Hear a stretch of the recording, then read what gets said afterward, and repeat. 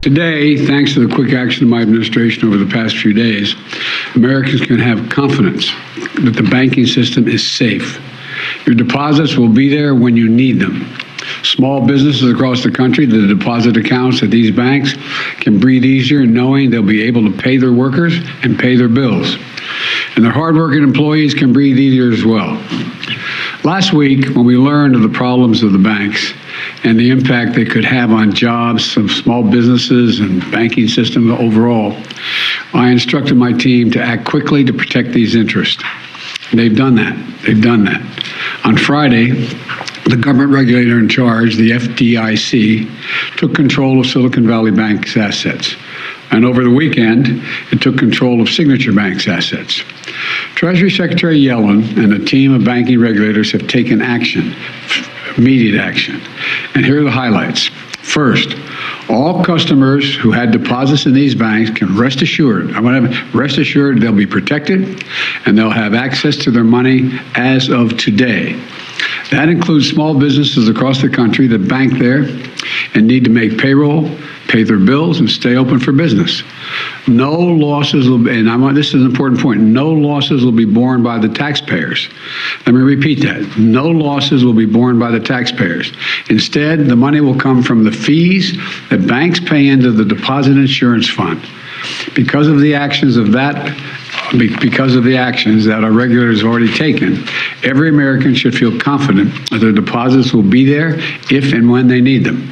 Second, the management of these banks will be fired. If the bank is taken over by FDIC, the people running the bank should not work there anymore. Third, investors in the banks will not be protected. They knowingly took a risk, and when the risk didn't pay off, investors lose their money. That's how capitalism works. And fourth, there are important questions of how these banks got into the circumstance in the first place. We must get the full accounting of what happened and why those responsible can be held accountable. In my administration, no one is above the law. And finally, we must reduce the risk of this happening again. During the Obama-Biden administration, we put in place tough requirements on banks like Silicon Valley Bank and Signature Bank, including the Dodd-Frank law to make sure that the crisis we saw in 2008 would not happen again.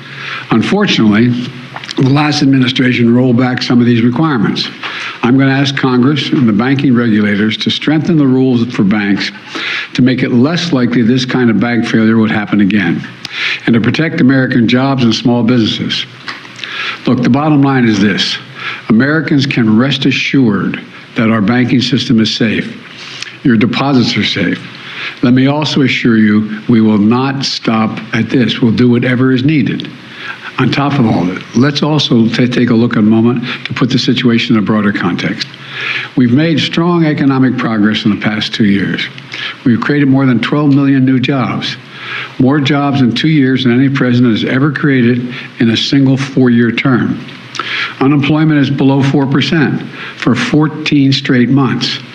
Take-home pay for workers is going up, especially for lower and middle-income workers. And we've seen record numbers of people apply to start new businesses, more than 10 million of them, more than 10 million applications over the last 2 years starting businesses. Now we need to keep this progress going. That's what swift action that my administration over the past few years is all about. Protecting depositors, protecting the banking system, protecting the economic gains we've made together for the American people. We spend a lot of time deconstructing the news, trying to parse it into a form that everybody can understand. We try to find those little nitpicks where it flies above the fray, etc. If you really like these videos that we do, I want to ask a big favor. Please go ahead, number 1, subscribe to our channel, and number 2, please join if you can. Thank you so kindly for watching. Keep watching. Please remember to share. We must populate the entire internet with our progressive message, a message that we know is what most Americans say that they want. So help us, please join.